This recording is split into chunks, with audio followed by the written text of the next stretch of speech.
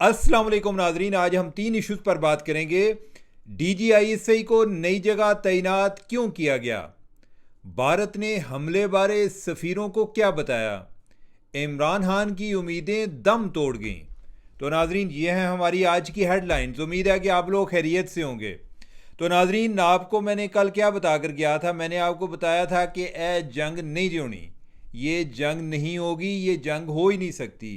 और आज बताएं कि आज कितने को लोग हैं जो कह रहे हैं कि जंग होगी। इंशाल्लाह कल और भी कम होंगे और फिर आहिस्ता आहिस्ता लोग ये पूछना छोड़ जाएंगे कि जंग होगी या नहीं होगी। ये जंग नहीं होने वाली। और फुल स्केल वार का मैंने आपको बताया था कि उसका तो वैसे ही आउट ऑफ क्वेश्चन है, और जो दूसरी सर्जिकल स्ट्राइक है वो भी, उसके भी चांसेस जो है ना होने के बराबर हैं। तो आज जो है मोदी ने नया काम शुरू कर दिया है। उसने कोई एक शुमारी पर बात शुरू कर दी है कि जो मुख्तलिफ ज़ातें हैं उनकी उनका भी उनको उनकी उनका जो है नंबरिंग की जाएगी, उनका सेंसस किया जाएगा।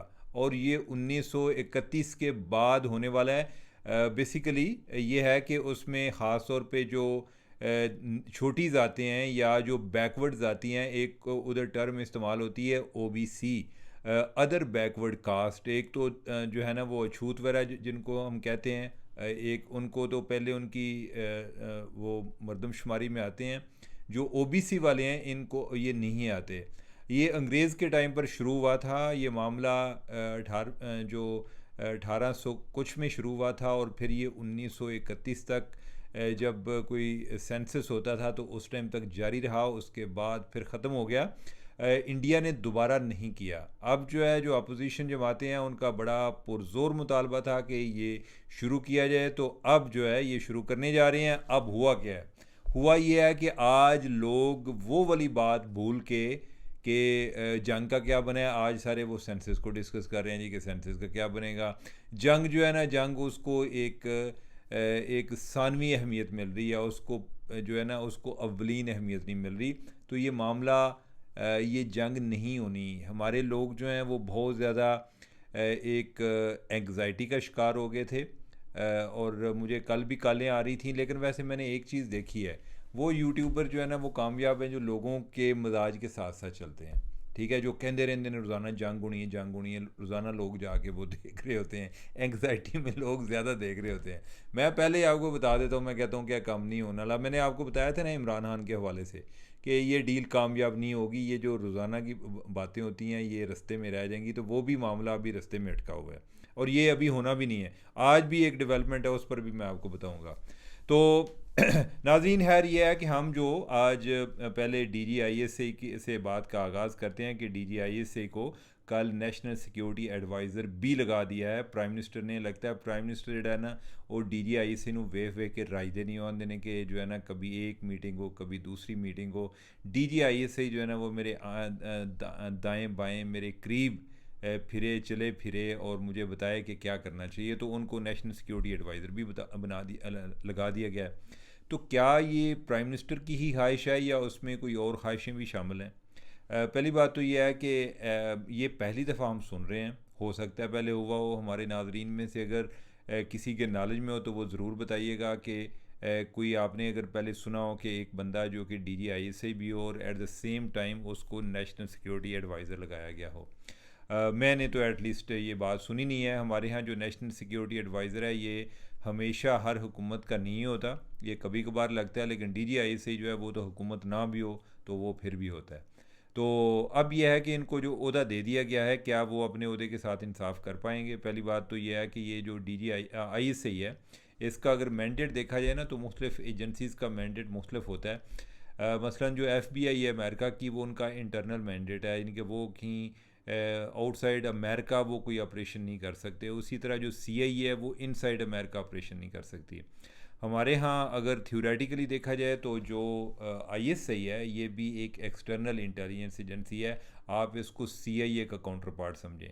अगरचे वो एक अलग बात है कि वो एक पाकिस्तान के अंदर भी बहुत सारे जो मामलात हैं उधर वो मुलव्वस हैं। लेकिन यह है कि ये एक एक्सटर्नल एजेंसी है। अब साथ साथ उसी के चीफ़ को नेशनल सिक्योरिटी एडवाइज़र लगा देना,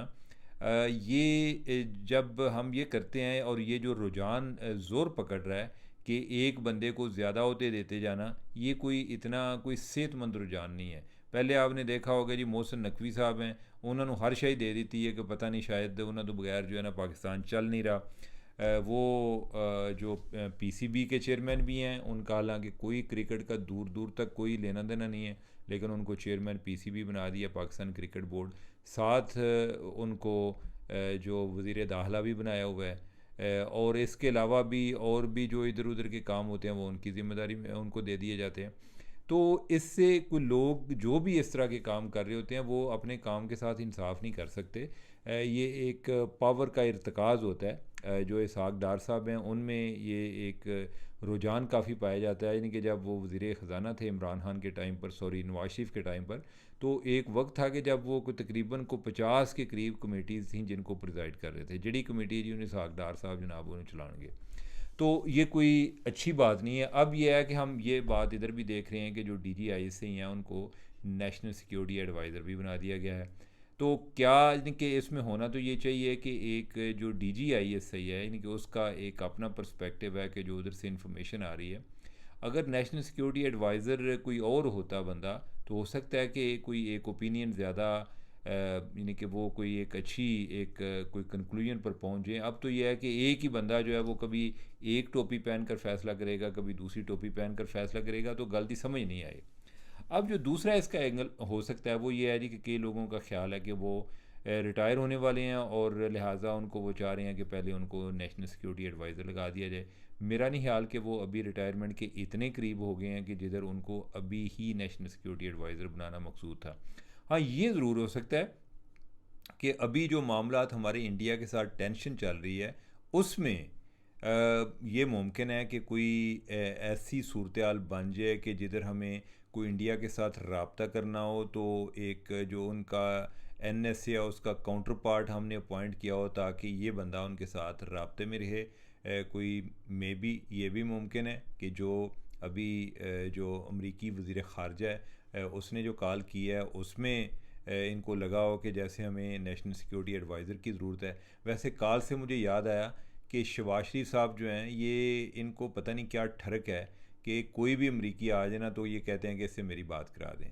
और भाई वो वज़ीर ख़ारजा है, ये इसहाक डार से बात करनी चाहिए थी, वो वज़ीर ख़ारजा हैं। प्राइम मिनिस्टर का क्या काम है? कोई अपने ओहदे का ख्याल रखा करें, अपने ओहदे की इज़्ज़त का ख्याल रखा करें। उसमें प्राइम मिनिस्टर को ये नहीं करना चाहिए था। ये जो वज़ीर ख़ारजा उसको बात करनी चाहिए थी। इमरान खान जो है उनसे आप और 100 इख्तलाफ कर लें, लेकिन इतना प्रोटोकॉल उन्होंने ज़रूर मेंटेन किया था कि जब कोई अमरीकी वज़ीर ख़ारजा की कोई कॉल आती थी तो उनका जो शाह महमूद कुरैशी साहब हैं जो उस टाइम वज़ीर ख़ारजा थे, वो उनको कॉल करते थे या अटेंड करते थे। ये नहीं होता था जी कि प्राइम मिनिस्टर आके यार मेरी गल करा दे पहला, ठीक है। तो इनको भी ये अवॉइड करना चाहिए था। वो अमरीकी वज़ीर ख़ारजा है, एक तरफ वो इंडिया के वज़ीर ख़ारजा को कॉल कर रहा है और हमारा जनाब जी प्राइम मिनिस्टर जो है उनके साथ कॉल कर रहे हैं। तो आप अपनी इज़्ज़त खुद ख़राब करते हैं, आप अपना प्रोटोकॉल जो है उसको खुद वायलेट करते हैं, ब्रीच करते हैं कि वो बजाय कि अपने काउंटर पार्ट से बात करे तो आडे नाल जनाब जी के शहबाज शरीफ साहब जो है ना इतने शहबाज शरीफ लगे ने, तो इनके ये समझें जैसे वज़ीर ख़ारजा लगे हों। या तो ये भी हो ना कि भाई वजारत ख़ारजा का चार्ज आपके पास हो, प्राइम मिनिस्टर के पास हो, तो फिर तो ये बात बनती है। अगर नहीं है तो ये इस तरह की हरकतें वैसे बड़ी अजीब सी लगी हैं बाय द वे। तो अब यह है कि वो बात हमारी हो रही थी नेशनल सिक्योरिटी एडवाइज़र से के हवाले से बात हो रही थी। अब जो तीसरी वजह हो सकती है वो ये है कि जो हमारे जाने वाले DGI हैं उनके बारे में जो नदीम अंजम साहब हैं उनके बारे में ये इतलात थी कि वो कोई मुस्लिम लीग नून के हलकों से कोशिश कर रहे हैं कि वो कहीं वो बन जाएं DGI, नेशनल सिक्योरिटी एडवाइज़र बना दिया जाए। तो ऐन मुमकिन है कि कोई जो मुखालिफ लाबी है उन्होंने सोचा हो कि बजाय इसके कि यानी कि वो बार बार इसरार करें तो ये ओहदा जो है किसी और अहल आदमी को दे दिया जाए और इस दौरान जो है उनको बार बार हमें कोई उनको लारे ना लगाने पड़े, उनको बता दें कि भाई हूँ तो फिल हो गया, उन्हें से की कर सकते हैं।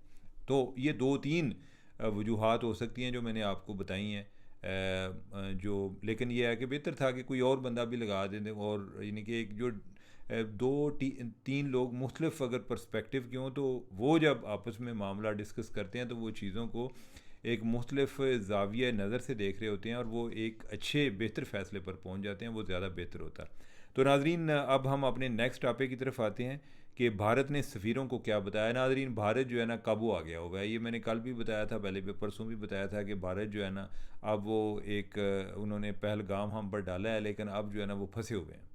अब उन्होंने एक अभी रिसेंटली एक रिपोर्ट आई है ब्लूमबर्ग अमेरिकन न्यूज़पेपर में, तो उन्होंने कहा कि भारत अपने लोगों को कायल नहीं कर पा रहा कि उसके पास कश्मीर में 2 लाख फ़ौजी थे। 2 लाख फ़ौजी थे और उधर जो है वो इस तरह का वाक़या हो गया कि जिसमें कोई 28 जो है टूरिस्ट हैं वो मारे गए हैं। नाजरीन, कश्मीर में 2 लाख फ़ौजी हैं, इसका मतलब यह है कि एक फ़ौजी 6 कश्मीरियों के लिए काफ़ी है। और इतनी जो कम एक पेनिट्रेशन होती है, जिस तरह आमतौर पे पुलिस का आवाम के साथ कोई रेशो देखी जाए कि कितनी एक इलाके में वो कितनी पाई जाती है, तो मेरे ख्याल है कि शायद वेटिकन सिटी जो कि दुनिया का सबसे छोटा मुल्क है, जिधर की टोटल आबादी जो है वो भी तकरीबन कोई 1,000 से कम है, उधर इतनी कम होगा जी कि उधर मेरे ख्याल है कि 5 लोगों के लिए एक पुलिस वाला उधर मौजूद होता है। और टोटल जो आबादी भी मेरे ख्याल है तकरीबन को 800 कोई इसके करीब जो उधर की आबादी है। तो अब ये कश्मीर में इन्होंने इतनी ज़्यादा इनकी पेनिट्रेशन है फ़ौज की, लेकिन उधर ये धमाका हो गया है। अब धमाके के बाद इनकी मत मारी हुई है और इनको समझ नहीं लग रही। तो इन्होंने जो उधर सफ़ीरों को बताया है उसमें इन्होंने कोई एविडेंस नहीं दी। ये कह रहे हैं कि हमें शक है, ये है वो है। उन्होंने पूछा जी एविडेंस, इन्होंने कहा जी कि हमारे पास अभी तक कोई एविडेंस नहीं है।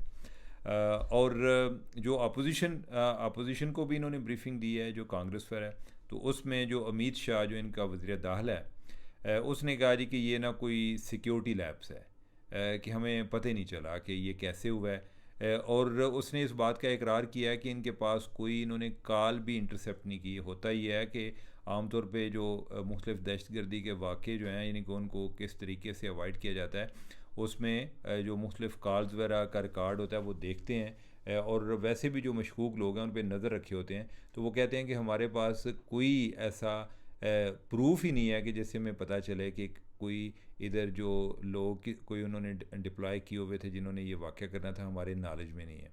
तो अगर आपके पास ये कुछ नहीं है तो तुसी छणकना बजा रहे हो, बार बार पाकिस्तान को कह रहे हो कि पाकिस्तान जो है, पाकिस्तान ने हमला किया है। पाकिस्तान तो जनाब इस टाइम जनाब वो सीना तान के वो बार बार कह रहा है और लैके आओ बंदे, साढ़े खिलाफ सबूत लैके आओ, यानी कि हमारे अंदर इतना कॉन्फिडेंस आया हुआ है। और इंडिया जो है, इंडिया के पास कोई नहीं, बल्कि इस टाइम सूरत हाल ये है कि आप समझें कि जैसे दुनिया हमारी बोली बोल रही है, यानी कि दुनिया वही बोली बोल रही है जैसे हम कह रहे हैं ना कि कोई सबूत है, तो कोई एविडेंस है। दुनिया भी कह रही है कि कोई आप लोगों के पास एविडेंस है, वो इनके पास कोई नहीं है। अब जो उधर इंडिया में अमेरिका में ये कोई एक लॉबिंग फर्म है, वो इन्होंने हायर की है, वो कोई ट्रम्प के करीबी आदमी था, उसको इन्होंने $1.5 लाख महीने पे इन्होंने हायर किया है ताकि उधर अपना ये केस प्लीट कर सकें। लेकिन अब जो है ये नाजरीन जंग वाली स्टोरी जो है ये पुरानी हो गई है, ये नहीं चलेगी। और अल्हम्दुलिल्लाह इंशाल्लाह दोबारा से अमन वाली सूरत हाल बरकरार हो जाएगी। इस तरह की जो टेंशन वगैरह ये सारी फिजल आउट हो जाएगी। अब हम अपने आखिरी टॉपिक की तरफ आते हैं कि इमरान खान की उम्मीदें क्यों दम तोड़ गई हैं। नाजरीन, आज एक केस था इस्लामाबाद हाई कोर्ट में, और उधर जो रजिस्ट्रार ने बताया, उसने कहा जी कि केड़े केस की गल कर दो। उन्होंने कहा जी कि वो हम चाह रहे थे कि इनकी अपील, वो जो सज़ा हुई है 190 मिलियन पाउंड केस में, तो उस पर रजिस्ट्रार ने कहा जी कि वो तो इस साल लग ही नहीं सकता। उसकी वजह यह है कि हमारे पास और बहुत सारे केसेस हैं सज़ा याफ्ता लोगों के, ऑब्वियसली यानी कि जिनकी कन्विक्शन हुई हुई है वही लोग जो हैं वो आगे अपील में जा रहे हैं।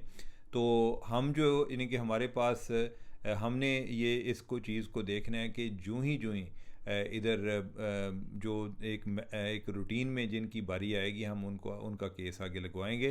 तो लिहाजा काफ़ी अभी को तकरीबन 300 के करीब केसेस हैं और इस साल तो इनके चांसेस नहीं हैं। तो नाजरीन, अब यह है कि वो यूट्यूबर जो कि रोज़ाना की बुनियाद पे इमरान खान को छुटवा रहे होते थे जी कि इमरान खान छूट रहा है, अब उनको जाके बंदा पूछे, पता नहीं, आई डोंट नो कि इन्होंने अब तो अदालत का भी बयान आ गया ना, यानी कि वो केस ही नहीं लगेगा। इमेजिन करेंगे बाकी सारे केस उन्हें भी जाते हैं, तो ये केस नहीं लगेगा, कैसे होगा। और पाकिस्तान में जैसी चीज़ें चलती हैं उसमें तो फिर जब तक मामला इनके आपस में ठीक नहीं होंगे तो तब तक तो ये मामला इसी तरह एक उलझाव का शिकार रहेंगे, तवालत का शिकार रहेंगे, तनाव का शिकार रहेंगे। तो इस दौरान क्या इमरान खान पूरा साल इस उम्मीद पर गुजारेगा कि नेक्स्ट साल में जाके केस लगेगा, और क्या नेक्स्ट ईयर में कोई केस लगेगा तो उस दौरान कोई और भी केसेस जो हैं उसमें कुछ सज़ा हुई होगी वो भी पीछे रह जाएंगे, यानी कि उनकी फिर होगा जी कि ये कब तक सुने जाएंगे। तो ओवरऑल इमरान खान जो है, यानी कि आपको पता है, ये एक तो मैंने आपको इंडिया के बारे में बताया था ना कि इंडिया की कोई जंग नहीं हो रही। दूसरी, मैं बार बार आपको बात कहता आया हूँ कि इमरान खान जो है, इनकी भी रिहाई मुझे नज़र नहीं आती और इनकी डील आसम मुनीर के होते हुए नज़र नहीं आ रही। ठीक है, मैं ये जो चीज़ें हैं इसमें अपना एक रियलिस्टिक आपको एनालिसिस दे रहा हूँ, उसमें कोई जज्बात वगैरह वाली बात शामिल नहीं है। तो उस बुनियाद पे मैंने जो जंग वाला भी दिया था वो भी इसी बुनियाद पे दिया था, मेरा रियलिस्टिक एनालिसिस था। मेरे कहने या ना कहने से जंग जो है ना होनी है ना रुकनी है। तो इसी तरह मेरे कहने या ना कहने से ना इमरान खान जो है उसने बाहर आ जाना है। तो लिहाजा बेहतर ये है कि आप वो बात करें कि जिसकी कुछ सेंस बनती है। लेकिन यह है कि आज के दौर में लोग वही बातें करते जा रहे होते हैं कि जिससे उनको रेटिंग ज़्यादा मिल रही होती है और ये होता है वो होता है। तो अब जो है इमरान खान का मामला फिर लटकता हुआ नज़र आ रहा है, और इस दौरान जो पीटीआई के यूट्यूबर हैं वो क्या नई थ्योरी लेकर आते हैं कि जिसमें उन्होंने ये बताना है कि इमरान खान रिहा हो रहे हैं, ये वक्त बताएगा। तो नाजरीन, मुझे दें इजाज़त, अल्लाह हाफिज़।